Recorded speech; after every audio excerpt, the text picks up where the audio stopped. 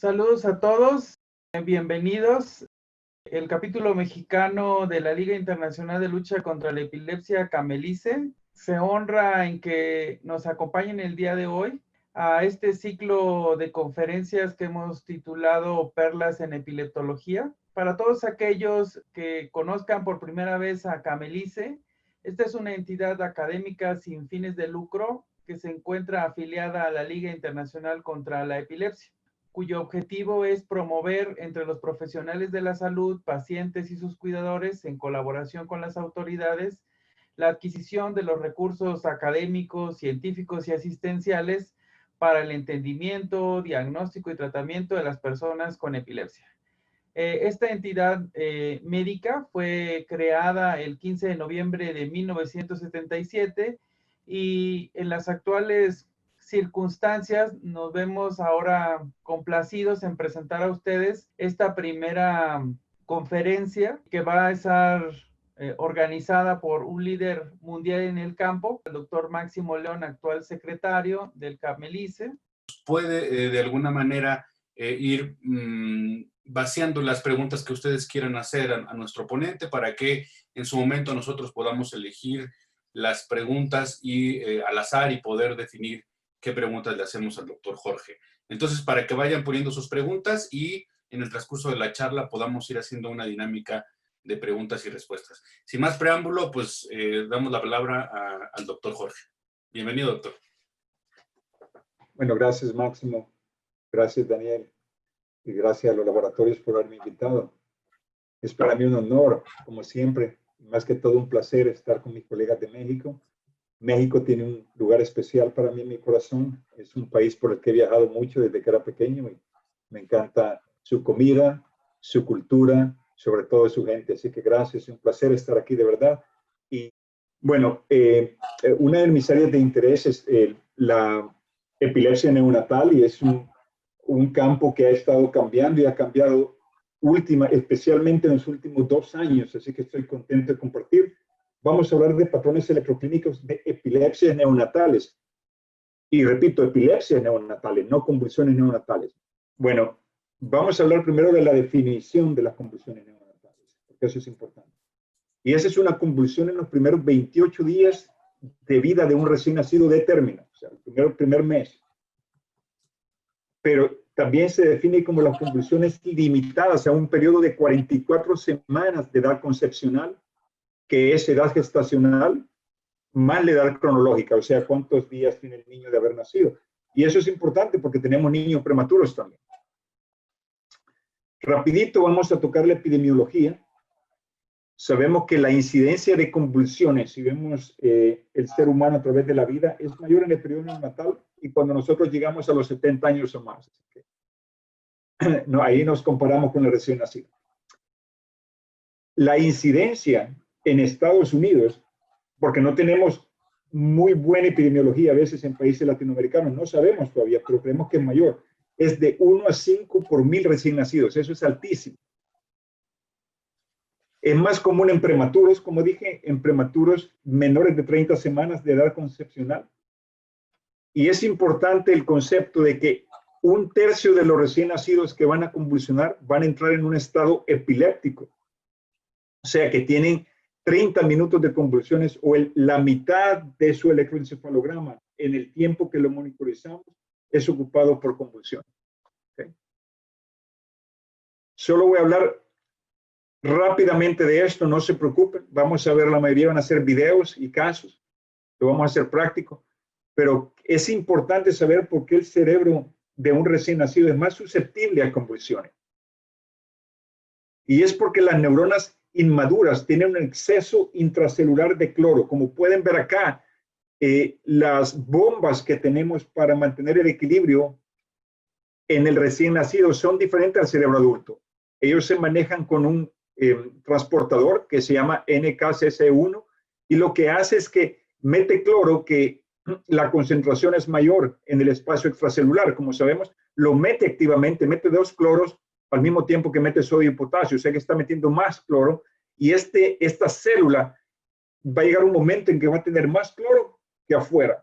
Entonces, cuando el receptor GABA se abre, el cloro sale y la célula se le polariza. Lo opuesto pasa en un cerebro adulto. En un cerebro adulto tenemos menos cloro porque el transportador que se utiliza es diferente. El NKCC1 se usa mínimamente, no de la manera que lo usa el cerebro en desarrollo. Entonces, cuando se abre el canal GABA, el canal de cloro, por la estimulación GABA, lo que pasa es que el cloro, que es más abundante en el exterior, llega al interior. ¿Okay? Entonces, se vuelve una acción GABA inhibitoria, pero en el recién nacido es una acción GABA excitatoria. Eso es en términos simples. También el cerebro inmaduro tiene más receptores como NMDA y de glutamato, que son excitatorios. Y aparte de eso, el niño tiene mayor riesgo a condiciones que incrementan la posibilidad de convulsiones. ¿Okay? Vamos a hablar rápido de etiología. Vamos a ver que la mayoría de convulsiones, concepto importante, ocurren como una respuesta aguda a procesos que predisponen al neonato a desarrollar una lesión cerebral. Y eso lo sabemos todos. Sabemos que la encefalopatía hipóxica isquémica causa la mayor de estas lesiones y por lo tanto la mayoría de neonatos que vamos a ver van a tener hipoxis. Este es un artículo nuevo que no se ha publicado todavía por la Liga Internacional de Epilepsia, que ha creado un grupo, el Task Force, le han llamado para desarrollar una nueva clasificación de convulsiones neonatales. No está publicado todavía, pero está en el sitio de la ILAE. Ustedes pueden comentar antes de que se publique, si tienen algunas ideas, pero lo que les quiero enseñar es que estamos de acuerdo que la encefalopatía hipóxica isquémica, como ven acá, es la mayor causante de las convulsiones. Y les quiero traer, y después la hemorragia y los infartos, por supuesto que están relacionados, pero miren el factor genético, y vamos a estar hablando del factor genético de nuevo en esta charla en repetidas ocasiones. Ven que la genética es un círculo muy grande. En la nueva propuesta de la Liga Internacional de Epilepsia, se reconocen varias cosas. Sabemos que las convulsiones en neonatos son focales, no son generalizadas. Los neonatos no tienen convulsiones generalizadas, así que nos simplifica la clasificación. Se ha tratado de adaptar la clasificación a la clasificación de niños y adultos. Y ustedes recuerdan que la primera dicotomía en la clasificación de adultos y niños es focal o generalizada. Entonces, en neonatos no tenemos ese problema, todas son focales. Entonces, vamos al segundo paso. ¿Cuál es el segundo paso en la clasificación de adultos? ¿Está el estado de la conciencia alterado o no? En un neonato usted no puede saber, especialmente con hipoxia, no puede saber. Entonces, nos saltamos eso también. Y vamos a llegar solo a la parte, ¿es motora o no motora? Y ya vamos a enseñar un diagrama de eso. Y eso nos lleva a facilitar esta clasificación. Pero hay algo más importante que es esto. En la nueva clasificación se va a requerir una confirmación con electro. O sea que si usted no tiene un electro, no puede, va a ser bien difícil. Puede sospechar mucho la convulsión, pero no va a poder confirmarse. Y eso ha creado mucha controversia, si ven el sitio. Entonces, este es el flujograma de lo que se ha propuesto. No quiere decir que sea aceptado. Todavía ustedes pueden opinar. Ven acá, el video electro es esencial. Las convulsiones clínicas, que antes le llamamos convulsiones clínicas, que no tienen correlación electroencefalográfica, no se pueden llamar convulsiones, claro. Y eso es sumamente importante. Porque antes había muchos como chupeteo, las crisis sutiles que le llamamos, que no tenían correlación y creíamos que era un fenómeno del tallo cerebral, especialmente en niños con hipoxia, ¿sí? Ahora, si se confirma con electro, entonces decimos, sí son convulsiones. Y vamos al paso que sigue. ¿Tiene síntomas clínicos? Sí, son motores o no motores, igual que el adulto. Y si no tiene síntomas clínicos, entonces lo estamos viendo solo en el electro, se llama convulsión electrográfica pura. Y después que lo clasifican ustedes en electrográfica, no motora o motora, ustedes buscan la etiología, como se ha propuesto en los adultos, y el síndrome, que es por lo que ustedes me han invitado acá. Ya vamos a hablar de eso. Ok. Toda esta información que les estoy dando no es por lo que me han invitado. Soy claro. Pero tenemos que saberlo para entender a dónde vamos a ir. Así que déjenme hablar un poquito más antes de que empecemos de lleno con el tópico. Vean aquí en estos círculos. Este es un estudio de Robert Clamsey, aquí en Filadelfia, uno de los mejores estudios. donde provoque las convulsiones clínicas, que las ve la enfermera, las ve el doctor y todo eso, no tienen correlación eléctrica. O sea que el 80% más de las convulsiones por las que nos llaman en la noche, nos consultan, no son convulsiones por la nueva clasificación, porque no tienen correlación electroencefalográfica. Claro. Pero la mayoría de convulsiones puras que vemos, que corroboramos, no tienen nada clínico. Son electrográficas. O sea que la mayoría de convulsiones del recién nacido son electrográficas. Pero hay un grupo en el que sí la clínica se correlaciona con el electroencefalograma. O sea que de aquí hacia allá son convulsiones epilépticas, de aquí a allá vamos a tratar de quitar este término, convulsiones clínicas, que antes se ha usado. Y esa es la lucha ahora, porque es muy confuso. Ahora, hay algo muy importante que se está haciendo ahorita y quizás es una de las diapositivas más importantes. Así que vamos a recalcar esto de nuevo y de nuevo y de nuevo en esta charla. Podemos identificar por el tipo de crisis la etiología de la convulsión. Bueno, veamos. La mayoría de crisis electrográficas puras, donde el niño no hace nada, son por encefalopatía hipóxica o infección. Y sabemos que el 50 hasta el 80% de niños con hipoxia, encefalopatía hipóxica isquémica, van a tener convulsiones electrográficas. Y vuelvo a repetir, el 50 al 80%. Estamos hablando de encefalopatía moderada severa. Si usted no tiene un electro a la mano, va a estar perdiendo esas convulsiones. Pero ese es otro tema aparte. ¿Okay? Pero piénselo. Si usted tiene un niño con convulsiones clónicas, generalmente focales, piense en un evento vascular y ya les voy a enseñar ejemplos. Casi siempre. Si usted tiene mioclonías, piensa en enfermedad metabólica. Todos sabemos eso, los pediatras y los neurólogos, ¿verdad? Ahora, esto es lo nuevo. Si tenemos convulsiones tónicas y secuenciales, que ya les voy a enseñar muchos videos, vamos a pensar en genética. ¿Okay? Repito, tónicas y secuenciales. Esto es lo importante. Vamos a empezar. Este es un neonato con hipoxia isquemia. Ustedes me dicen, piensen, vamos a ver, van a ver este neonato. Este neonato, yo les voy a enseñar con la flecha del mouse dónde empieza la convulsión electroencefalográfica en el hemisferio derecho. Todos mis electros que he puesto aquí, color rojo es derecho, color azul es izquierdo, para el que no lee electro. ¿Ven ustedes cómo evoluciona la convulsión? Vean al niño, díganme qué está haciendo el niño. Esa es una convulsión. El niño hace nada, nada. O sea que no tiene síntomas clínicos. Esa es la mayoría de convulsiones que vamos a ver en neonato. Repito, si usted no tiene un electro, pierde la convulsión, ¿verdad? No va a haber nada en el niño, no importa cuánto lo pase bien. Vamos a seguir y vamos a enseñarles otro tipo de convulsión. Y ustedes vean, el electro ya está teniendo la convulsión acá, especialmente en la línea media, esta es la línea media, más desarrollada en el hemisferio izquierdo, y vean lo que pasa. Esta es una convulsión clónica. Esta es una convulsión clónica típica del neonato. Esta ha sido cara, brazo y pierna. Es una convulsión por un evento vascular, que en este caso es un Sturge-Weber. Las convulsiones focales pueden ser sutiles. Vean, este niño tiene un accidente cerebrovascular en la cerebral media izquierda. Aquí ven ustedes la convulsión. Vean la manito. Se mueve muy sutilmente. Solo la mano, no como el otro niño. La mamá ya lo identificó. Solo la mano. Ahí está. Los movimientos clónicos solo en mano. La convulsión focal clónica en neonato puede ser muy sutil.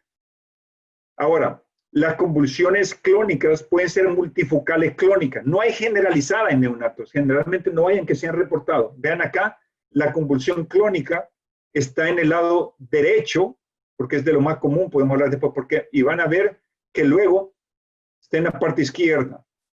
Y a veces las convulsiones migratrices de la infancia o de los neonatos se pueden presentar así. Ahora, le quiero decir que mioclonías no solo se ven en enfermedades metabólicas. Les dije que el 50-80% de los niños con hipoxia cerebral van a tener convulsiones electrográficas. ¿Okay? Pero vamos a ver acá que también pueden tener otro tipo, pueden tener cualquier tipo, tónico, mioclónico. Este es un niño y los mioclonos pueden ser severos. Vean este niño con hipoxia, este niño tiene mioclonías que se correlacionan con el electro. Cada vez que el niño hace esto, vean, tiene descargas en la parte central media. Estas son las mioclonías. Las mioclonías en hipoxia pueden ser más severas. Vean este niño. Vean qué severa la mioclonía, los mioclonos de este niño. Cuando hay encefalopatía por hipoxia, ustedes pueden ver eso también, no solo electrográfica. Y eso solo fue un preámbulo. ¿Okay? Ahora sí vamos a empezar con las epilepsias neonatales y voy a hacer una breve pausa por si hay alguna pregunta importante antes de entrar a la epilepsia neonatal. Y la pregunta me la puede leer Máximo o Daniel, si ves alguna. Sí, doctor.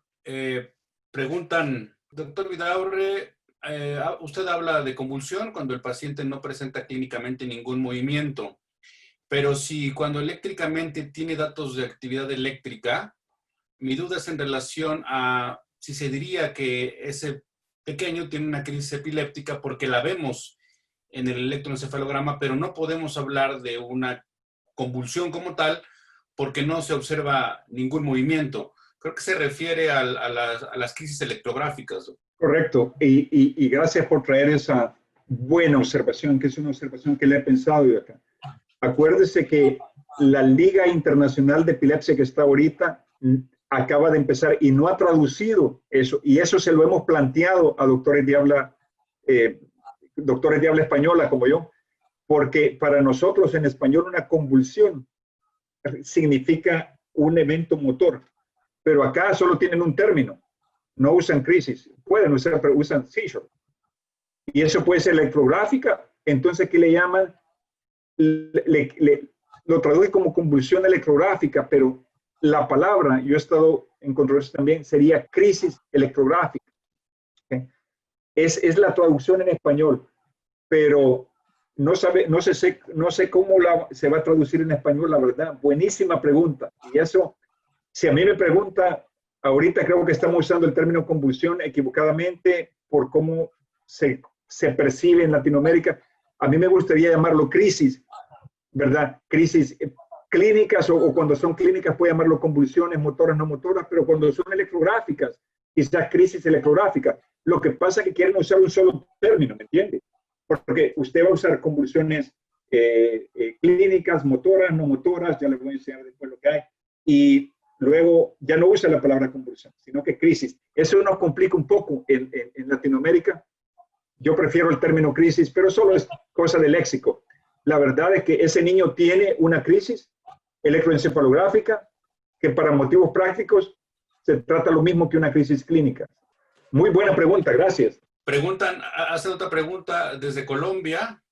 Claro. Preguntan cuál es el tiempo que se recomienda para monitorización electroencefalográfica en el neonato y si en su centro cada cuánto se hace revisión y el reporte del trazo, sobre todo en pacientes en protocolo de hipotermia, preguntan. Leo literalmente la pregunta. Sí, desde Colombia. Claro, buenísima pregunta, interesante. Nosotros monitorizamos, primero para el protocolo de hipotermia lo monitorizamos por protocolo. Cada niño que está en hipotermia tiene que estar monitorizado. Y lo monitorizamos en nuestro centro, ya que usted me preguntó en nuestro centro, hasta que tiene el recalentamiento, 24 horas después que ha terminado la hipotermia. ¿Okay?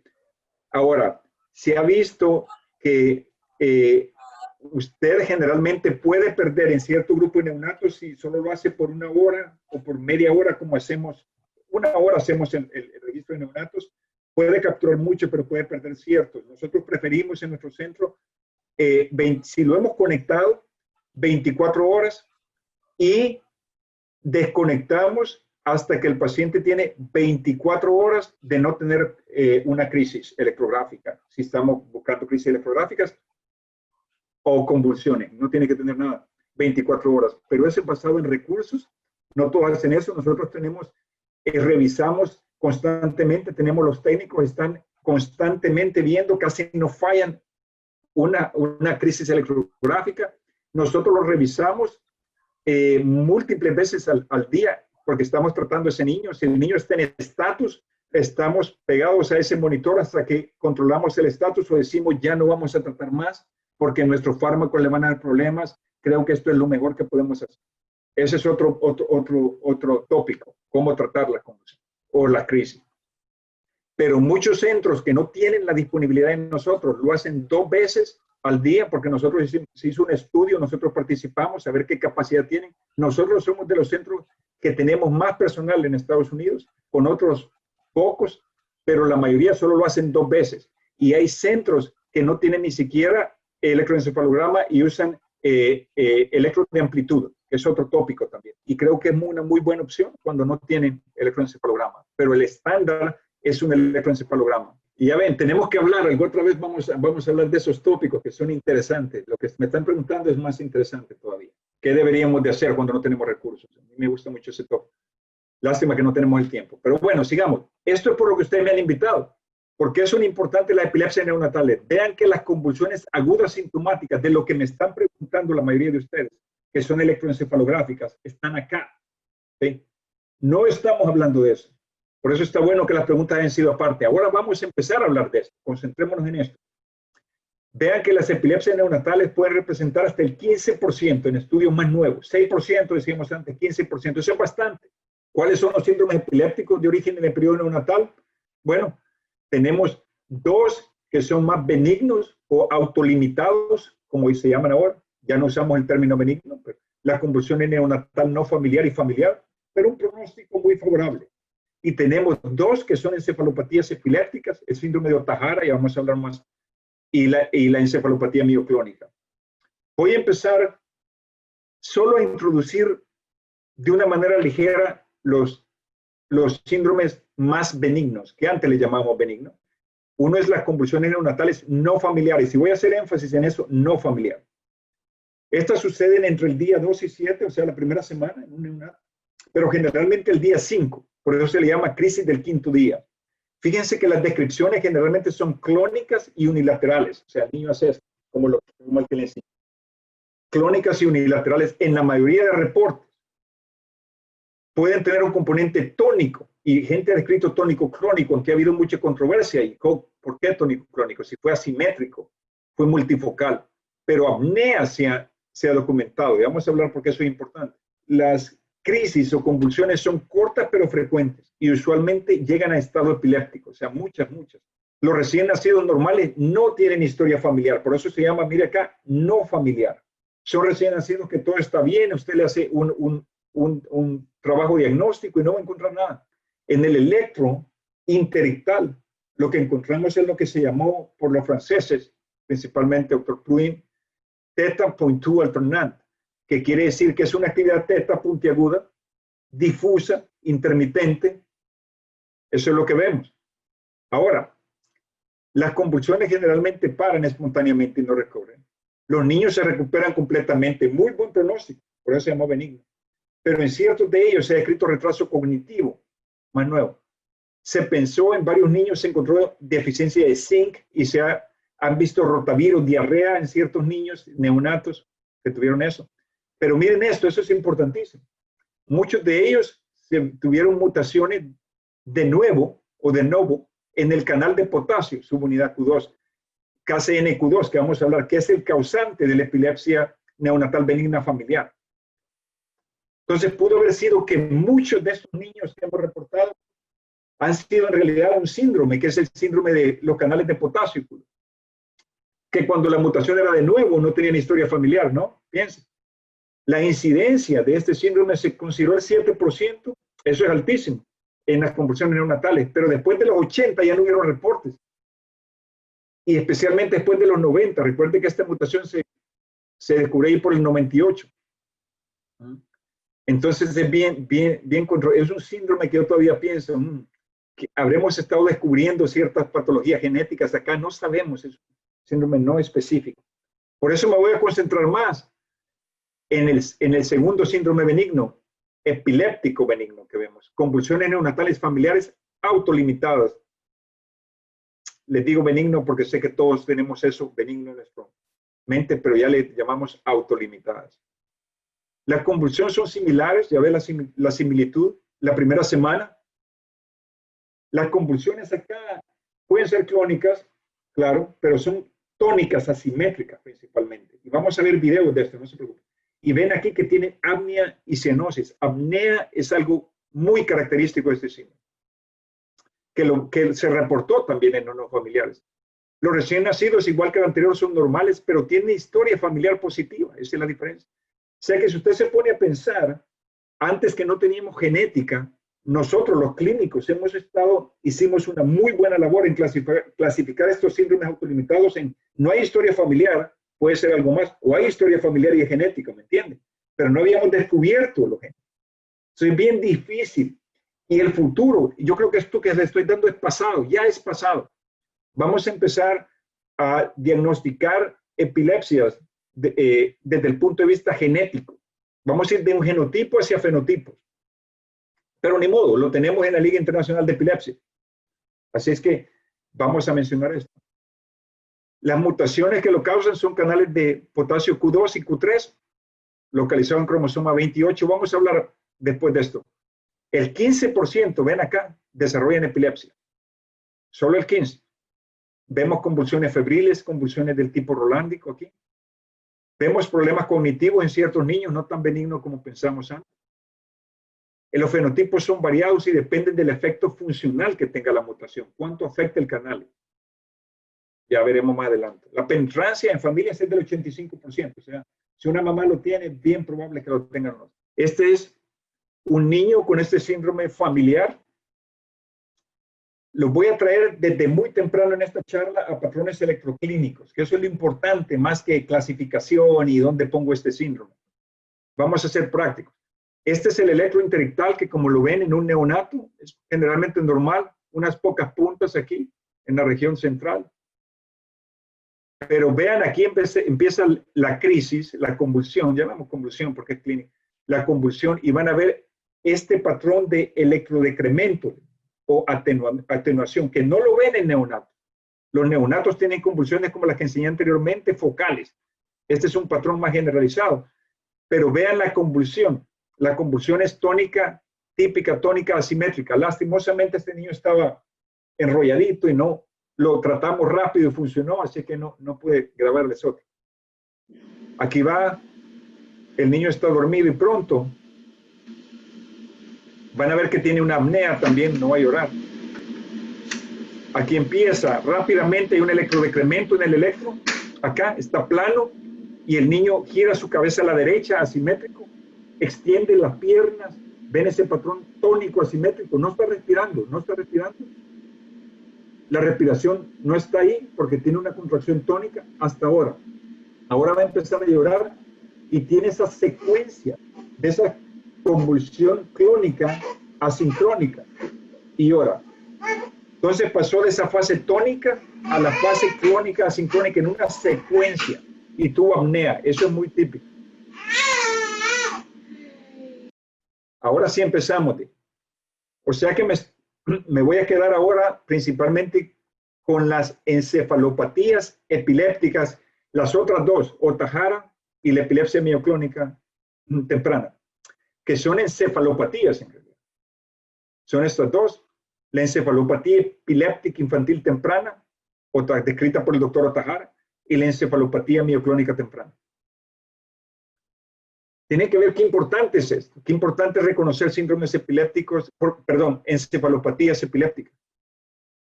Porque en menores de 3 años, el 40% de sus pacientes, y repito, el 40%, casi la mitad de sus pacientes van a tener una encefalopatía epiléptica. O sea que si usted no reconoce estos patrones electroclínicos, va a estar en problema. Lo vamos a ver ahorita. Antes de entrar en eso, tenemos que definir qué es una encefalopatía epiléptica. El término fue descrito primera vez por el doctor Engel en California y lo describió como una condición en la cual las anormalidades epilépticas, quiere decir la severidad de las convulsiones o la actividad epileptiforme en el EEG casi continua produce una disfunción progresiva de la función cerebral. Y en el 2010, la doctora Anne Berg definió mejor esto, con más conocimiento que tenemos, muy similar, pero hay ciertas diferencias. Lo definió como una condición en que la actividad epiléptica, no mencionó convulsiones clínicas, actividad epiléptica por sí misma puede contribuir a un déficit cognitivo y de comportamiento severo, más allá de lo que se espera de la etiología o patología asociada, como son malformaciones cerebrales, etcétera, mutaciones en canales de potasio, etcétera. O sea que además de la etiología, esa actividad epiléptica en el electro excesiva, ya sea interictal o ictal, va a llevar a un deterioro cognitivo. ¿Por qué es eso importante entenderlo? Porque si nosotros logramos de alguna manera eliminar esta actividad anormal excesiva, podría ser que mejoremos el pronóstico, o sea, la cognición y el comportamiento, que lo mejoremos. Puede ser que no lo recuperemos completamente porque tenemos una mutación o tenemos una lesión. Y hay problemas con esta definición. El problema es que el componente de la etiología o el desarrollo puede ser independiente de la actividad epiléptica. Sabemos que hay copatologías asociadas en niños mayores con autismo, retraso, etcétera, y no es claro cuánto de la disfunción es debido al electroencefalograma normal o a la etiología, ya sea genética estructural. Y el pronóstico es reservado malo, independientemente de que controlemos las convulsiones clínicas. Y creo que ahorita se ha propuesto que seamos más específicos. Que si sabemos que la encefalopatía es solo por la anormalidad eléctrica, le llamemos encefalopatía epiléptica pura. Si sabemos que es por la etiología, encefalopatía del desarrollo. Pero como en la mayoría no sabemos, ahora hemos cambiado y a una de estas dos encefalopatías neonatales le llamamos encefalopatía epiléptica y del desarrollo. O sea, implicando que la disfunción cerebral es debido a la etiología y debido a la actividad epiléptica, ¿me entiende? Ya no llamamos las encefalopatías epilépticas, quiero decir solamente epilépticas, la llamamos del desarrollo epiléptica hasta que descubramos mejor qué está pasando. Las encefalopatías epilépticas tienen un patrón electroencefalográfico típico, porque usted oyó que la nueva definición dice que la actividad epiléptica normal lleva a una disfunción cerebral, o sea que le está diciendo electro. No nos podemos escapar de ver el electro. Si no vemos el electro, no clasificamos una encefalopatía. Y vean esto, eso es importantísimo. La segunda diapositiva más importante. Si que está tomando su cafecito o algo, ponga atención acá. Esta es la más importante. Y bien simple. Si algo severo afecta el cerebro de un recién nacido, algo severo, que va a causar una encefalopatía, causa un patrón de brote y supresión. Esto es simple, no tiene otra cosa en encefalopatía neonatal más que brote y supresión. Y se acabó. Como que ya lo vamos a ver. Si algo severo afecta a un niño, pero no se expresa hasta los 6 meses, va a desarrollar lo que llamamos ipsarritmia. No vamos a hablar de eso ahorita. Un patrón caótico de alto voltaje. Si la lesión o la alteración genética fue severa, pero no para que se manifestara tempranamente, se manifiesta a los 2 años, a los 3, vamos a desarrollar ese marcapaso de onda lenta que vemos en el no-castón. Okay. Las causas, la mayoría estamos viendo genéticas en general y muchas mutaciones son de nuevo. ¿Cómo las diagnosticamos? Sabemos que con el microarreglo, que es el más barato que tenemos nosotros en Latinoamérica y aún aquí, podemos diagnosticar 8%, eso no es mucho. Pero vean con tecnologías de secuenciación masiva o de nueva generación, como paneles de epilepsia y exoma, podemos diagnosticar 20% de todas las encefalopatías. Pero miren acá, si vamos al periodo neonatal, podemos diagnosticar casi la mitad de las encefalopatías. O sea que el test genético es sumamente importante. No se olvide de eso. puede diagnosticar casi la mitad, un 40% quizás. 50 pienso que es muy, muy positivo, muy optimista. Y vamos mejorando y mejorando a medida que tenemos mejores paneles. El problema es que hay una heterogeneidad fenotípica en las encefalopatías. Sabemos, por ejemplo, mutaciones de canales de sodio puede causar fenotipos leves, como lo que llamamos GEF, o epilepsia con convulsiones febriles generalizadas más, síndrome de Duchenne, Dravet, o sea, cada vez más complicada, hasta las encefalopatías severas de inicio temprano, que son neonatales, que las podemos ver con mutaciones de canales de sodio. Y también las encefalopatías epilépticas tienen una heterogeneidad genética. O sea, que un fenotipo, un solo fenotipo, que es no específico, puede ser causado por múltiples genes. Y aquí no les pongo más porque la lista crece cada día. Entonces, con esos conceptos, nos enfocamos en las dos encefalopatías neonatales que tenemos. Ohtahara es la principal y la epilepsia mioclónica temprana es la segunda. También tenemos, menos frecuente, la epilepsia de la infancia con crisis focales migratorias o migratrices y otras como estructurales que no vamos a hablar y las no específicas que pueden ser hasta un 30%, que no las podemos clasificar. Vamos a pausar un momento y vamos a concentrarnos, dejemos todo lo que hemos hablado, vamos a concentrarnos en Ohtahara. ¿Qué sabemos de la epilepsia epiléptica, encefalopatía epiléptica infantil temprana? El inicio es en el periodo neonatal, no tiene ciencia, ¿no? Es lo que estamos hablando. El EEG, ¿qué va a producir? Un patrón de brote y supresión, porque es lo que pasa en un neonato con una encefalopatía. Lo único que la va a diferenciar es el tipo de convulsión, que es un espasmo tónico. Recuerda eso desde el principio. Eso hace la diferenciación entre Ohtahara y la epilepsia mioclónica. Este es un niño con el típico patrón de brote y supresión. Un electroencefalograma con polipuntas y luego plano, polipuntas, plano, como que se activa, se apaga, se enciende, se apaga. Este es el peor patrón que un ser humano puede tener. Es un electrodiscontinuo de lo peor. Y como ven ustedes, la patología es una hemimegalencefalia, ¿sí? Este hemisferio más grande, con displasia del hemisferio derecho. Vean desde el principio que el brote de supresión es asimétrico, y voy a estar enseñando eso. Nos da la pista que estamos con una lesión estructural, generalmente hemimegalencefalia, el patrón asimétrico. Esta es una niña con Aicardi, síndrome de Aicardi o de Aicardi, y vemos que no tiene cuerpo calloso, típico de las niñas. Vean las malformaciones cerebrales bilaterales, principalmente en el hemisferio izquierdo de polimicrogilia. Y aquí ven este patrón de brote y supresión. Brote, supresión, brote, supresión. Pero vean que es asimétrico. Es mejor visto en el hemisferio izquierdo, que es el más afectado. De nuevo, indicando que hay una lesión estructural. O sea que estamos viendo la asimetría en el Ohtahara estructural. Esta niña tuvo espasmos, ya les voy a enseñar.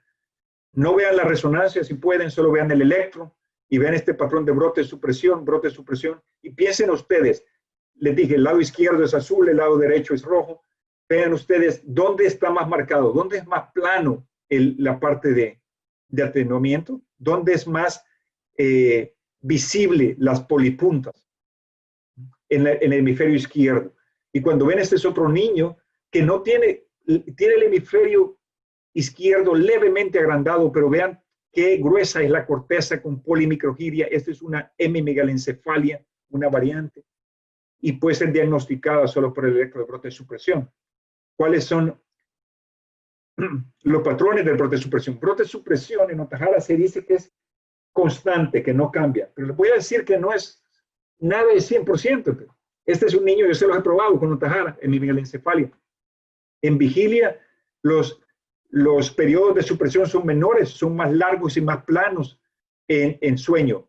Otra cosa que se ha dicho en Ohtahara es que no hay estructura de sueño. Eso tampoco pasa en la mayoría, pero vean aquí los usos de sueño durante los periodos de atenuamiento típico de Ohtahara. Así que yo antes pensaba eso y siempre enseñaba eso. Y siempre aprendo. Digo, nada es 100%. Lo que he aprendido yo con las encefalopatías es a dejar de ser dogmático. puede ver esto. ¿Y cuáles son las convulsiones? Esto quiero que se le memorice. Estas son las típicas convulsiones de Ohtahara. Usted no ve espasmos infantiles, especialmente tónicos, en niños en neonato. Lo ve en niños de 6 meses generalmente. Pero si lo vemos acá, casi siempre usted está en un neonato, este tipo de convulsión, con un electrodecremento, está con un síndrome de Ohtahara. Aquí vamos. Vea que el niño ahora extiende su pierna, que es un espasmo extensor, viene en series, igual que el espasmo infantil. Ahorita va a venir el siguiente. Véanlo. Ven como el niño, y así, y el electro es plano con un electrodecremento similar a un electro infantil. Grábense esto. Otro neonato. Acá, vean cómo son los espasmos. Ustedes no ven espasmos en un neonato, es rarísimo. ¿Okay? Generalmente es Ohtahara. Si ponen el electro es de brote supresión. Ese flexor o mixto, pero a veces flexor la mayoría. Ven cómo ocurre en serie también. Lo voy a quitar por motivo de tiempo. Ustedes vieron extensores y flexores, generalmente con un componente tónico. Las causas de Ohtahara, ¿ok? Vamos a las causas porque eso es importante. Ustedes lo diagnosticaron. Electrobrote de supresión, espasmos en un neonato, Ohtahara. Eso no tiene nada de ciencia. Nada. El punto es cómo le ayudamos a este niño. ¿Cuáles son las causas? Antes se decía que la mayoría de causas eran estructurales. Todavía puede ser cierto. Vemos, si ve una asimetría en su electro, está pensando en hemimegalencefalia y acardia. ¿Okay? Pero ve acá, las causas genéticas pueden causar hasta más de la mitad de Ohtahara ahora. ¿Okay? Estamos viendo genes nuevos como el DEPDS5, que puede causar malformaciones del manto cortical. Pero lo más importante son eso, STXBP1, y de los más comunes, este bien no específico, los más comunes ahorita, se está cambiando esto, que quizás más que son las mutaciones de canales de potasio y sodio 2A. Y ahí me voy a concentrar. Estoy hablando de Ohtahara todavía, pero voy a cambiar un poquito el modo y voy a hacerlos pensar en síndromes específicos basados en el gen que tenemos. ¿Okay? Sé que no se confundan, todavía Ohtahara, pero vamos, dejemos Ohtahara ahorita, ya sabemos cómo hacer el diagnóstico. Hablemos de cada gen. El gen primero es la mutación de canales de potasio, Q2, Q3, se unen los dos y forman canales heteroméricos que forman la corriente M, el canal de potasio. Si esta mutación afecta el 5 al 30%, solo el 5 al 30%, disminución en función, va a causar el síndrome que ya hablamos, que es el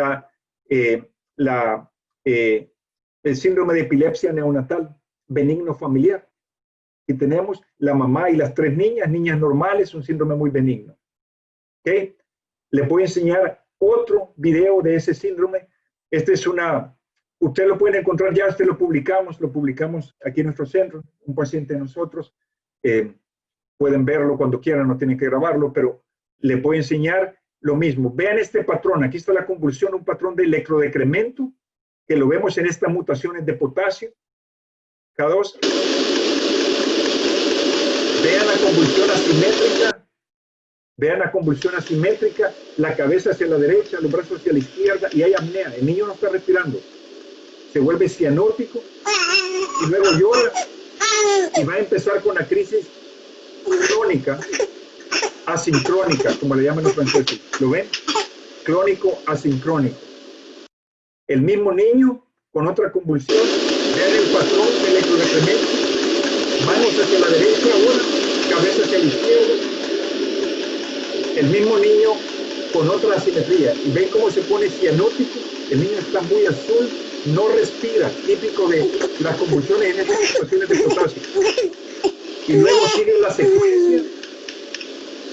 sigue la secuencia de sus convulsiones clónicas, asincrónicas. Ahí va. ¿Sí? O sea que este niño empezó con una crisis tónica asimétrica y con apnea y llega a la secuencia de crisis crónica. Es una crisis que hay un síndrome genético, generalmente potasio. Y le he enseñado este patrón ictal, donde todo se atenúa, se vuelve plano, el electro generalizado, que no pasa. La convulsión neonatal es así. Esta es la típica convulsión neonatal. Ven aquí las puntas, las descargas en la región central, bien focal. Nada está pasando aquí, no hay atonamiento. Esto pasa en la mayoría de neonatos, no esto. Si ustedes ven esto, están probablemente con una epilepsia genética, principalmente canales de potasio. Mutaciones en los mismos canales de potasio. Por supuesto, este niño, le quería decir, se me olvidó, este niño con oxcarbazepina lo controlamos inmediatamente cuando fallamos levetiracetam, fenobarbital y topiramato. Después les digo por qué. Mutaciones en los mismos canales de potasio pueden causar un patrón de brote y supresión y Ohtahara. Vean este, brote, supresión, Ohtahara, mismas mutaciones. Lo que pasa en estas mutaciones es que no hay solo un 5-30% reducción de la función, pero un 60, un 90%. Es una reducción severa de una afectación severa del canal de potasio. ¿Okay? Y es importante que usted reconozca este fenotipo. Por eso le he puesto varios videos. Esa secuencia de crisis tónica, apnea, clónica. Porque estos niños responden muy bien a tratamiento con canales, bloqueadores de canales de sodio, principalmente carbamazepina y fenitoína. Mejor que retigabina. Retigabina ni lo usamos. Y es porque los canales de potasio, aquí en azul, están bien cerca de los canales de sodio. Y quizá cuando modificamos este canal de sodio, modificamos y hacemos que se abra mejor el canal de potasio. ¿Okay? Perfecto. Esos son canales de potasio. Ahora, hay una mutación similar en los canales de sodio. Recuerde, esos eran canales de potasio Q2. Repito, Q2. No se vayan a confundir. Solo voy a hablar de otra mutación genética para no confundir. Pero es muy interesante lo que se está descubriendo en esta mutación. Esta mutación es canales de sodio, no potasio. Ya no estamos con potasio, estamos con sodio. 2A. Vean una cosa. Los niños... Bueno, primero el fenotipo que se produce es increíble, es una variedad de fenotipos con la misma mutación. Desde no específicos, niños sin convulsiones, a niños con encefalopatía del desarrollo epiléptica antes de los 3 meses. Aquí me voy a concentrar. Estos son los niños más severos. Ven que responden a altas dosis de fenitoína. Estos niños acá responden a altas dosis de bloqueadores de canales de sodio, fenitoína. ¿Por qué? Porque se ha descubierto que en niños menores la mutación causa un aumento en la función. El canal de sodio está hiperfuncionando, repito, hiperfuncionando. Entonces, cuando usted lo bloquea con un canal de sodio, mejora la respuesta de los niños. Pero, ¿qué pasa después de los 3 meses? Después de los 3 meses, si le damos canales de sodio, ya sea oxcarbazepina, carbamazepina o fenitoína, no pasa nada en las convulsiones o empeoran. Y es porque las mutaciones después del neonato, a los 3 meses, son por disminución de la función. Entonces, cuando usted da un bloqueador de sodio, afecta más la función. Claro. Entonces, vuelvo a repetir, mutaciones de canales de sodio 2A en niños menores de 3 meses responden a bloqueadores de canales de sodio. ¿Y cómo es la convulsión típica de estos niños? Igual casi que la convulsión de potasio. Un componente tónico asimétrico y luego una secuencia como la que les enseñé. Yo acabo de ver un video de ese niño, no lo pude compartir lastimosamente un colega canadiense y no me lo dio a tiempo. Pero se los quería enseñar, es muy similar a que le enseñé. La mayoría de veces ustedes que vean ese fenotipo se van a encontrar que es un canal de potasio, pero puede ser un canal de sodio. Pero independientemente, los dos responden en el neonato a bloqueadores. Y aquí ven este estudio del doctor del grupo de Wolf, que fue publicado en el 2017, y ven cómo en menores de 3 meses, ven ustedes cómo, y lastimosamente la pantalla me está cubriendo, pero bueno, ven cómo estos son menores de 3 meses y en el gráfico morado, ven cómo responden y se vuelven libres de convulsiones con fenitoína, generalmente altas dosis, repito, altas dosis, pero eso no pasa en mayores de 3 meses. Vamos a la epilepsia mioclónica temprana, va a ser más fácil. Ahora olvidémonos de Ohtahara, olvidémonos completamente. Vamos a empezar a hablar de epilepsia mioclónica temprana. Es una encefalopatía que pasa en el periodo neonatal, por eso estoy aquí hablando de esto. ¿Cuál es el eje? Patrón de brote y supresión, porque eso pasa en una encefalopatía neonatal. Pero es más variable, lo podemos ver a veces solo de noche, al inicio, ¿verdad? Pero es un patrón que persiste por vida. El Ohtahara lo vemos quiero decir, cuando en vigilia y sueño, pero se quita. Generalmente a los 4 meses, 3 meses ya empieza a desaparecer. El de la epilepsia mioclónica temprana, una vez se establece completamente, puede seguir. es bien refractaria. El tipo de convulsión aquí es diferente, no es un espasmo es Ohtahara, ya estamos con mioclonías erráticas. ¿Cómo son? Bueno, les voy a poner este caso. Es difícil dar el diagnóstico, es fácil, quiero decir, perdón, es difícil buscar la etiología, es fácil dar el diagnóstico. Este es un caso real, me pasó a mí a las 2 de la mañana, estaba de turno, y me llaman y me dicen, conectamos un neonato que tenía crisis, aquí está el electro, abro el electro, ¿y qué veo aquí? ¿Qué es esto? Patrón de brote y supresión, ¿verdad? Brote y supresión. La primera pregunta que hago es, ¿tuvo este niño hipoxisquemia? No. ¿Por qué pregunté eso? Porque hipoxisquemia es la causa número 1 de brote y supresión. Aquí esta charla se trata de niños que no tienen hipoxisquemia. No tienen que buscar una encefalopatía en un niño que tiene hipoxisquemia. La encefalopatía es hipoxisquemia. Pero el niño no tenía nada, nació bien.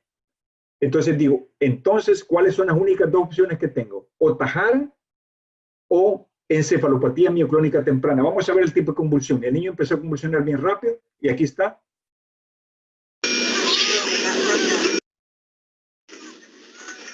Vean esas mioclonías erráticas, fragmentarias. ¿Ven cómo afecta diferente? Y es durante el brote, no durante la supresión. Y era una encefalopatía mioclónica temprana. Ya no se tardan, para hacer el diagnóstico, lastimosamente, no se tardan ni 2 minutos. El punto es cuál es la etiología. Y aquí tengo otro niño. Este niño tuvo una enfermedad mitocondrial y este también. Y aquí le puedo enseñar. Este es un brote de supresión diferente, ya más avanzado. Ven aquí el periodo de supresión es más lento, los brotes más largos. Y vean acá que tiene la mioclonía durante los episodios de supresión. No tiene que ser siempre en los brotes. Vean aquí un patrón errático del niño, bien típico. Le voy a enseñar más de la epilepsia mioclónica temprana. Vean cómo son las mioclonías erráticas para que lo vean. Vean este niño. Brazo, luego pierna. A veces, vean este niño. Las mioclonías pueden ser distales, que todo, pero a veces son masivas. Y vean cómo hasta levanta este niño, pueden ser más simétricas. Etiología. La etiología es usualmente metabólica, eso no hay argumento, hasta el momento, metabólica.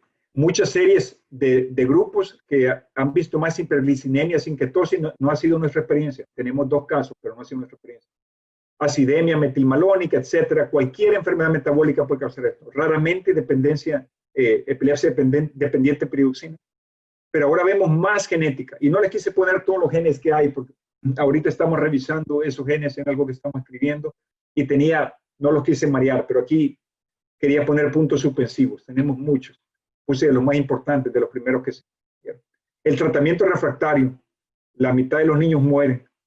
A veces no encontramos en muchos de ellos la causa. ¿Qué hacemos en nuestro hospital? Y quiero enviarles este mensaje. Nosotros, como sabemos que es un trastorno con una mortalidad alta, repito, una vez usted ve esto, tiene una mortalidad alta, la mitad de sus niños que vea se le van a morir. ¿Okay? No importa dónde esté. Entonces, buscamos los casos raros de que responden a vitamina y damos piridoxina. No vamos a hablar de la dosis, podemos hablar después, pero aquí damos 100 miligramos endovenoso con control respiratorio, porque hay ciertos niños que pueden tener paro cardiorrespiratorio. Y si no responde, hay pocos niños que van a tener el gen de antiquitina, damos piridoxalfosfato, y quiero hacer énfasis. La piridoxina o la vitamina B6, su punto final metabólico es el piridoxalfosfato. Entonces, hay mutaciones en genes, especialmente PNPO, que aunque usted le dé piridoxina, no va a hacer nada porque no llega, no tiene la enzima para llegar al punto final que es piridoxalfosfato. Entonces, le damos PLP, se llama, lo venden en esos centros como el GMC, donde venden cosas naturales. No es difícil de conseguir, pero hay que trabajar. En nuestro centro lo tenemos. Entonces, a cada neonato que no tenemos, le damos piridoxina. Si falla, le damos PLP. Bien fácil de darlo. Damos 10 miligramos por kilo, 3 dosis al día. Y si no funciona, a veces damos ácido folínico por la rara ocasión que podemos tener una deficiencia de ácido folínico cerebral de 0.5 a 1 miligramo por kilo. Okay. ¿Y cuál es el pronóstico de Ohtahara y epilepsia mioclónica temprana? ¿Cuál es el pronóstico? Hay discapacidad intelectual severa, mortalidad del 50% en los primeros 2 años. La mioclónica más rápido. La epilepsia, si desarrollan, es fármaco resistente y especialmente en Ohtahara, evolucionan a West. Y aquí voy a hacer una pausa que no les quise poner muchas diapositivas, quise mencionárselo. No todo Ohtahara evoluciona a West. El doctor Ohtahara descubrió en su serie, es la serie japonesa más grande que tenemos, que hasta el 75% a los 4 o 6 meses llegan a West, ¿ok? A síndrome de West. Pues puedo compartir algo que estamos escribiendo de eso, bien interesante. Pero bueno, evolucionan a West. Y la 50% de ellos a lennox-gastaut. Pero cuando usted ve la mutación de canal de potasio que causa Ohtahara, es más benigno cuando diagnosticamos el genético. No evoluciona a West. Y muy tempranamente, si lo tratamos tempranamente con bloqueadores de canales de sodio, podemos mejorar el pronóstico. ¿Eh? Entonces ya empezamos a tratar por lo menos lo que podemos. También yo les digo que si ustedes operan un niño rápido con una megalencefalia, no le va a evolucionar.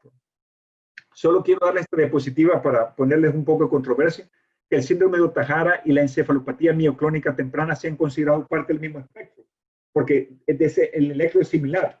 Y hay un grupo de epileptólogos acá en Estados Unidos que quiere ponerlo junto y llamarlo encefalopatía epiléptica de inicio temprano con patrón de brote y supresión, para simplificar. Yo no estoy de acuerdo con eso. Creo que cada uno es diferente y la etiología es diferente. Muchos de nosotros. Ya voy terminando, esta es la última que le iba a decir y después vamos a hablar de cosas para concluir. Esta no me voy a tardar mucho, es la epilepsia de la infancia con crisis focales migratorias, una de las peores que podemos ver también, encefalopatía. El 50% de los casos es una mutación de potasio, pero en el T1, no Q2 ni Q3. Recuerden que el Q2 le puede dar una epilepsia benigna neonatal familiar a un Ohtahara, depende de la disfunción que cause en el canal, de un 5 a 30 o de un 90%. Pero el T1 es de las mutaciones más malignas, como así decimos, súper malignas. Le da una epilepsia frontal a veces que es difícil de controlar, similar a la frontal nocturna dominante, pero severa. Y da esto, las crisis migratorias. Y las mutaciones siempre es aumento de función, casi siempre. Ahorita se han descubierto varias con disminución de función, pero la mayoría, para fines prácticos, son aumento de función. Y hay otros genes que lo pueden causar, incluyendo el 1A, como lo mencioné anteriormente. Y quería darle la historia de la quinidina. Aquí estuvimos muy emocionados que la gente que esté en el laboratorio nos iba a ayudar a nosotros, los clínicos. Descubrieron que quinidina es un bloqueador de canal de potasio T1 excelente. Lo bloquea. Entonces empezamos a hacerlo y habían casos reportados específicos. Como usted siempre ve, a veces los casos se reportan cuando son positivos, pero cuando se hizo un estudio en serie grande para niños con dominante frontal, no funcionó en niños muy pequeñitos y muchos efectos adversos. Así que estamos ahí en él. Yo no la uso, da miedo usarla, hay que saber cómo usarla. Hay que leer esos papeles, aquí están. Si quieren, cómo se usó, pero no le funcionó mucho. Así que la quinidina, la historia de la quinidina se quedó ahí. ¿Cuál es el pronóstico? Estos niños tienen una regresión y discapacidad severa, microcefalia adquirida después de que empiezan, tienen problemas visuales y usualmente no hay lenguaje y una alta mortalidad. Déjenme ver algo. No, ya no le voy a poner, les quité un electro que tenía de crisis migratoria, pero solo para que vieran cómo migran de un lado a otro. Las crisis migran rápidamente de un lado a otro. Revisemos conceptos importantes. Yo creo que eso es importante para plasmar conceptos. Crisis secuenciales, estaba hablando bastante. Solo les voy a plasmar con otra mutación genética que es una crisis secuencial. Vean este niño, un neonato, de lo más severo, niño falleció. Vean primero una crisis hipermotora. Luego se queda con espasmos, ven ahí, salió de una crisis hipermotora. Primero un poquito tónica, hipermotora, ahora está evolucionando y va a empezar con espasmos. Ven ahí, empieza con los espasmos. Mismo niño. Vean las crisis secuenciales. Secuenciales quiere decir una crisis tras otra. Eso no pasa frecuentemente en una. A menos que sea. Vean la crisis tónica.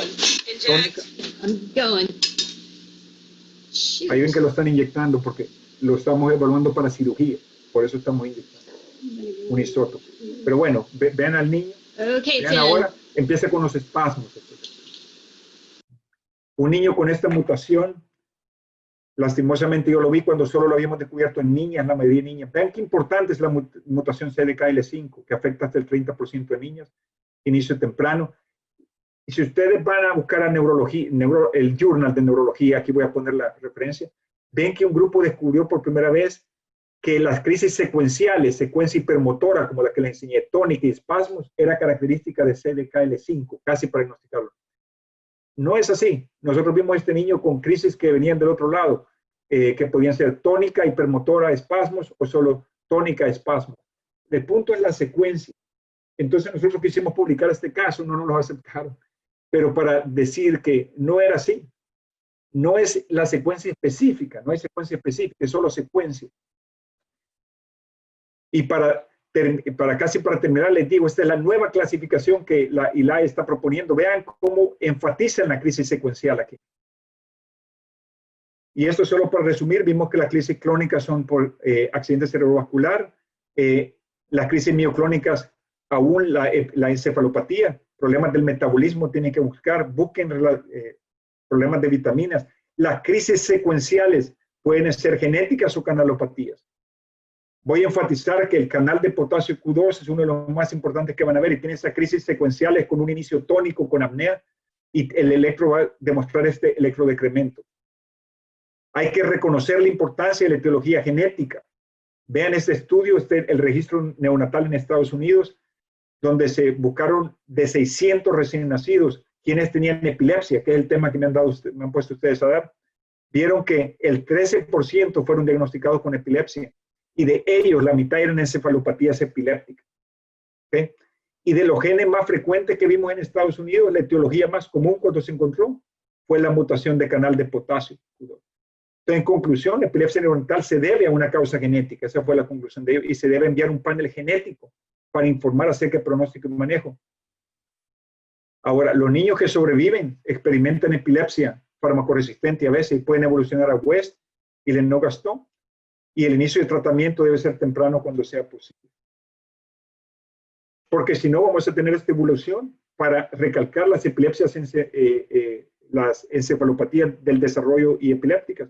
Pueden empezar con un brote de supresión en el neonato, hasta una ipsarritmia de un patrón de alto voltaje a una onda punta lenta del Lennox-Gastaut. Sabemos que las epilepsias pueden evolucionar.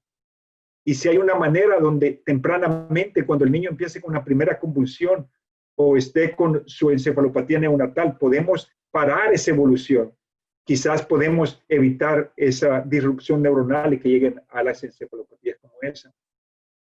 Y eso se está logrando con terapia específica, carbamazepina, bloqueadores de canales de sodio, principalmente para los canales de potasio Q2, pero también para los bloqueadores, para las mutaciones de canales de sodio 2A, especialmente fenitoína a altas dosis, ¿no? ¿Ok? La quinidina, ya les dije, no estoy seguro, creo que es algo que no va a funcionar para canales de potasio T1. Ven qué importante es desarrollar el gen. Así que este va a ser el futuro. Vamos a hablar de fenotipos por canalopatías de canales de potasio Q2, por ejemplo. Y vamos a hablar, aunque no nos guste, es una información increíble. Acabo de estar en una conferencia en España, estamos hablando de que el hospital tiene una persona experta en computación que quiere empezar a trabajar con nuestro hospital para ponernos una serie de datos, así que cuando el residente esté y ve un fenotipo, pueda venir todo los genotipos posibles. Cirugía, no lo olviden, la cirugía tiene que ser temprana para ayudarle a esos niños, ¿verdad? Sepan que la dieta ketogénica puede ayudar a veces, este es el doctor Caraballo, también nos ha dado mucho contribuido con nosotros, y el doctor Eric Kossoff acá, publicaron que Otajara puede funcionar hasta en más de 70% de niños, puede disminuir al menos en más de 50% de las convulsiones, y también en CDKL5 la dieta puede funcionar, y en la epilepsia migratriz, la epilepsia. En conclusión, para terminar, la mayoría de encefalopatías tienen un origen genético, no hay duda. Y acuérdense que genético puede ser estructural y genético puede ser metabólico. Las encefalopatías tempranas tienen un componente del desarrollo, o sea, una disfunción neuronal, lastimosamente. Y hay fenotipos específicos, como crisis secuenciales que les he enseñado, espasmos tempranos, que no tienen que ver. Y quizás la supresión de actividad epiléptica es importante cuando sea posible. Por ejemplo, usar bloqueadores de canales de sodio rápido si usted es el fenotipo. No tiene que esperar por el test genético. Por lo menos tratar cuando se sospecha. Cirugía en hemimegalencefalia, vitaminas, por lo menos piridoxina cuando pueda. Y creo que muchos centros pueden tener el PLP disponible, el piridoxal fosfato. No es difícil. Pero en el futuro, ojalá lleguemos a una medicina de precisión. Hasta ahorita, mucho de lo que les he hablado no es exacto. Por eso se ha creado un comité. No es exacto. Yo siempre les digo, quizás en mi vida, como voy siendo más viejo, yo siempre digo, no hay dogmas. He aprendido, no hay que tener dogmas. Una mente abierta y ver cómo hacemos lo mejor para ayudarle a nuestros pacientes poco a poco. Gracias. Muy bien, doctor. Le agradecemos su excelente plática. Tenemos espacio para algunas preguntas. Comenta el doctor Iván Salazar, él está realizando el Fellow de Neurología Neonatal en Toronto, y él pregunta que cuándo los eventos apneicos, con apnea, son realmente crisis, y en su experiencia, ¿cuál ha sido la etiología más reconocida? Incluso él pregunta si, sobre todo, malformaciones a nivel talámico o polimicrogirias, sobre todo perisilvianas, pudieran ser una etiología importante. Gracias, Iván. Después me cuenten qué centro está. Que está con los colegas del Hospital de Niños de Enfermos. ¿Sí? Pero bueno, buenísima pregunta. Y la voy a abordar rápido para ir a más. Apnea, generalmente lo vemos en crisis electrográfica, que antes se llamaban electrográficas, ahora la estamos llamando no sutiles. Si pueden ver acá, pueden ver que esta es la clasificación nueva con la que se va a mover la ILAE. Usted ve que acá tiene las crisis no motoras. En las crisis no motoras vamos a tener las autonómicas. O sea que si yo tengo un niño que tiene electroencefalograma y tiene una apnea, esa ya no va a ser una crisis electrográfica pura. Y aquí es donde estamos debatiendo en este grupo. Porque ya tiene una representación autonómica. O se pone cianótico y apneico, como lo que vio ahí. ¿Okay? Pero en muchos casos lo que veo es que la apnea, especialmente en prematuro, no es una convulsión. Si yo no tengo algo en el electroencefalograma, no es una convulsión. Perdón, no es una crisis con manifestaciones clínicas en esta definición.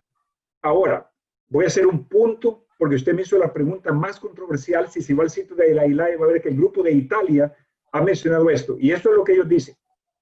Puede ser que una crisis autonómica que esté en la ínsula, ¿okay? En un neonato, que aunque sea del tallo cerebral, aunque el tallo cerebral no lo consideramos cortical, pero que esté en la ínsula, puede ser que no llegue a sus electrodos y no tengamos correlación. Entonces el grupo italiano lo está pidiendo a la comisión de la ILAE que considere las crisis autonómicas como algo separado y como crisis. Hay mucha controversia, no es perfecta la clasificación. Gracias por su pregunta. La respuesta final sería, yo sí estoy de acuerdo que en esta ignorancia ahorita por lo menos voy a tratar cuando vea el electroencefalograma. ¿Ok? Y una crisis de apnea la llamaría autonómica. Si no tengo apnea, no lo estoy tratando, lo estoy vigilando, pero sí oigo al grupo italiano que puede ser que esté perdiendo crisis que no están llegando al electroencefalograma. Pero la propuesta aquí es donde está esa flecha roja. La propuesta del grupo es que no lo vamos a llamar crisis seizure, como llamamos en Estados Unidos, si no tenemos una correlación electrográfica. Esa es en evolución. Le recomendaría que hiciera su observación al grupo. Lo puede hacer por el web, el sitio de la ILAE. Gracias. Ok, doctor. También por aquí preguntan, sobre todo, el doctor Andrei Flores, que una vez establecido, por ejemplo, este patrón de brote supresión, pregunta el doctor si la duración del brote o la supresión tiene una relevancia pronóstica. No, general, el pronóstico viene mejor con etiología. El pronóstico es, el pronóstico es etiológico, principalmente. Hay brotes, si ustedes saben, la epilepsia mioclónica juvenil tiene brotes más largos como el que le enseñé, y ese niño tenía un patrón severo. Y puede ser que la epilepsia mioclónica temprana no le dio un brote de supresión durante vigilia. O sea que esté más continuo durante el vigilio y 50% de niños mueren. No hay correlación. Ok, doctor. Otra pregunta que también hacen en el auditorio es, sobre todo considerando la especificidad de la oscarbazepina en mutaciones del canal de potasio Q2, ¿sería válido hacer una prueba terapéutica bajo monitorización en algún momento? Súper válido. Eso es lo que hacemos en nuestro centro. Esos niños que usted vio, no esperé por la mutación de canal de potasio. Me llamó el neonatólogo que lo monitorizara cuando ya habían fallado fenobarbital, topiramato y levetiracetam. Una vez lo monitoricé y vi esas crisis así, no sé si me está viendo, así, y así con apnea y luego sus convulsiones rítmicas secuenciales. Le empezamos oscarbazepina, paró casi. Bueno, le dimos fenitoína un poquito, después oscarbazepina rápido se dejó de libre convulsiones en los dos que presenté. O sea, lo hice porque sospeché el diagnóstico. Y recuerden, el patrón ictal lo acabamos de publicar y usted lo puede ver más, allí publicamos algo con el fellow de acá, yo se los compartí, pueden verlo y van a ver que lo que pasa, aquí está, esta es la publicación, lo que es que es un fenotipo bien característico. También este electrodecremento, no lo vemos siempre. No todos pueden tener ese fenotipo, pero si usted lo ve, sospeche. Ok, doctor. Preguntan por aquí si tiene alguna función el uso de esteroides como alternativa terapéutica. ¿Es efectivo en Ohtahara, por ejemplo? Buenísima pregunta. Y qué bien. No sé quién me la preguntó, pero lo felicito. Para Ohtahara casi nada funciona, pero el doctor Ohtahara, y eso lo vamos a publicar en un trabajo que estamos haciendo ahorita, vio que el esteroide no funcionó, repito, no funcionó en niños menores, creo que menores de 4, no le quisiera mentir, pero en niños por supuesto, menores de 2 no funciona, que es donde usted se siente. Pero cuando ya llega pase a los 4, generalmente a los 6, sí le funcionó. Fue muy buena respuesta. ¿Por qué cree usted que es eso? ¿Quién me puede decir? Nadie. Nosotros especulamos y se ha especulado que es porque, recuérdese que les puse esta diapositiva y esto se los va a grabar porque esta es una pregunta muy inteligente. Ven acá lo que les estoy enseñando. Ven que este es brote de supresión, ¿verdad? Y yo les digo que doctor Ohtahara dijo que 75% iban a evolucionar ¿a qué? A síndrome de West con ipsarritmia. ¿Y cuál es el tratamiento para síndrome de West? A ver, ¿cuál es el tratamiento estándar principal? Esteroide, hormonal. Por eso es que funcionaba. Pero generalmente no funciona. Lo usamos, todos usamos todo para ayudarle a un niño que no tiene. Si usted tiene una hemimegalencefalia, es cirugía. Por eso hemos estado yendo a otros países. Yo voy a El Salvador para enfatizar que el neurocirujano debería estar ahí y tratando de ver cómo se vuelve más cómodo, cómo ayuda a operar niños. Pues esos son niños pequeñitos. Usted sabe, en un niño pequeñito sacarle 10 ml de sangre es bastante. Tiene que saber cómo va a operar y cómo lo va a hacer. Nosotros tratamos de que el niño tenga al menos 10 kilos. Mis colegas de Cleveland han operado con 6 kilos. Es bien difícil.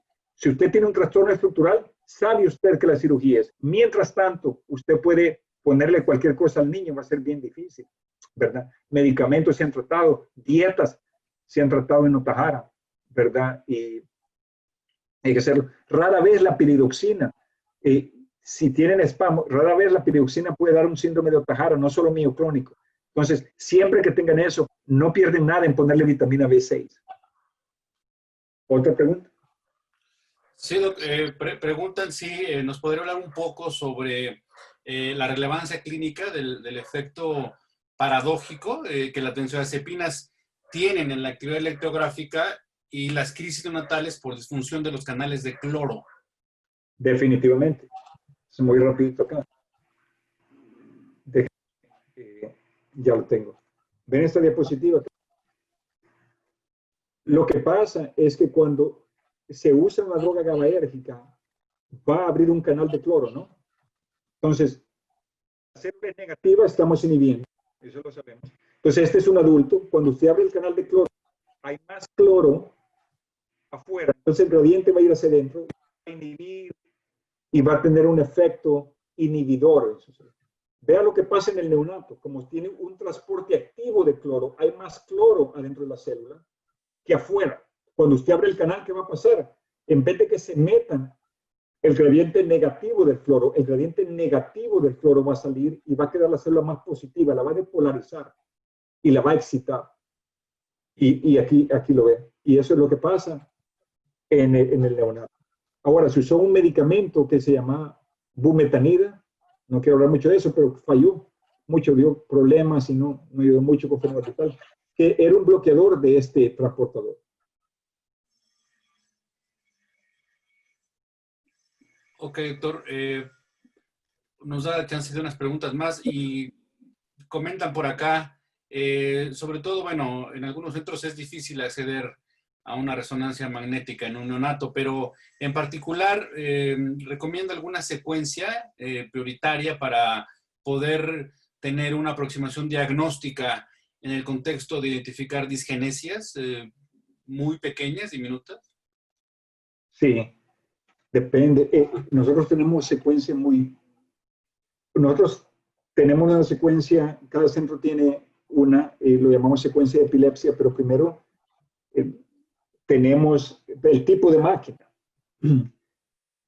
En niños podrían, aún con 1.5 Tesla, está bien ver una malformación horrible. Si tiene cuidado, yo no pienso que no pase diferencia, pero si hay una malformación más sutil, podría dar 3 Tesla. Eso depende de cómo sea la malformación, pero 1.5 hacia arriba la máquina es importante, ¿verdad? Y el protocolo de epilepsia son muy, como le diga, hacemos cortes a 1 milímetro de distancia en vez de 5. Eso es segundo. Tenemos siempre las secuencias típicas, lo puede ver, una T1, una T2, un flare. Tenemos otras, ¿cómo se llama? Secuencias que pueden servirse, pero de nuevo, cuando usted está con una Ohtahara, generalmente va a haber una malformación grande. Yo les digo, no se tiene que estresar mucho. Estoy casi seguro que la mayoría de casos, si no todos, lo va a diagnosticar con lo que tiene. Los casos que hemos perdido, no se los he puesto aquí porque tengo otra conferencia solo de casos difíciles de Ohtahara, donde en centros buenos acá, neuroradiólogos buenos, perdieron una hemimegalencefalia. Y me vino a mí el niño casi muriéndose y el electro asimétrico, completamente anormal. Entonces, esta asimetría, tengo que confiar en mi patrón de electro. Si yo veo una asimetría en Ohtahara o Ipsalimia, yo sé que hay una lesión estructural. Y me fui a verlo y lo que pasaba era que un hemisferio tenía la corteza más gruesa, ¿me entiendes? Más gruesa. Entonces, cuando el neuroradiólogo lo miraba rápido. No se veía el hemisferio más grande, pero la corteza más gruesa. Sí tienes que tener cuidado de ver el grosor de la corteza. Y una T1 te lo puede dar muy bien, especialmente en un 3T. Ok, doctor, por aquí hacen otra pregunta que me parece relevante. Preguntan si en su centro, sí, en particular en su centro, hay alguna evidencia del uso de cannabidiol en encefalopatías epilépticas neonatales, sobre todo durante los 3 primeros meses de vida. Sí, gracias. No, pero tuvimos experiencia, mi colega, no yo, está haciendo el estudio de CBD en espasmo infantil, que es de 6 meses, y no le funcionó como querían, lo pararon, y se cree que lo pararon muy prematuro, porque no pensaron en etiología. El grupo de Boston, alguien del grupo de Boston estuvo con nosotros hace poco y quieren revivirlo, quieren volver a eso, pero CBD en neonatos no lo hemos usado. No sé tampoco cómo sería la absorción, ¿verdad? Porque acuérdense que es un componente aceitoso, todo eso, pero no tenemos experiencia y no sé. Y por último, doctor, la última pregunta por cuestión de tiempo. Nos preguntan que cuál sería el papel, por ejemplo, de la eslicarbazepina en neonatos con estas encefalopatías. ¿Hay demostrada efectividad al respecto? Buenísima. No, porque la carbazepina ha sido, pienso yo, alguna carbamazepina, pero la carbazepina además no he llegado a usar eslicarbazepina y no he visto reportes de eslicarbazepina. Yo la uso eslicarbazepina para otra cosa, pero y por ciertas razones que me gusta. pero no me ha dado la gran ventaja. No le he usado neonatos y no creo que tenga mucha ventaja si usted tiene otros bloqueadores de sodio que son más baratos. Ok, doctor, por último, sí, el doctor Iván Salazar nos contestó y él comenta que el doctor Luis tiene la clínica de CBD y él está llevando los casos en la clínica, pero hasta el momento no se está aplicando dentro del hospital. Sí, es en el hospital del niño enfermo, ¿no? De Toronto, comentaba.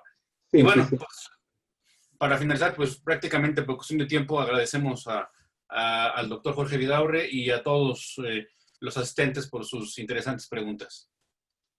Buenísima pregunta, gracias. Increíble las preguntas que hicieron. Muchas gracias, Jorge. Claro, Ha Daniel. sido todo un placer y esperemos contar con tu equipo realmente de expertos para las siguientes sesiones de Camelice. Y pues a todos aquellos que nos acompañaron, muchas gracias, y también a nuestra compañía patrocinadora.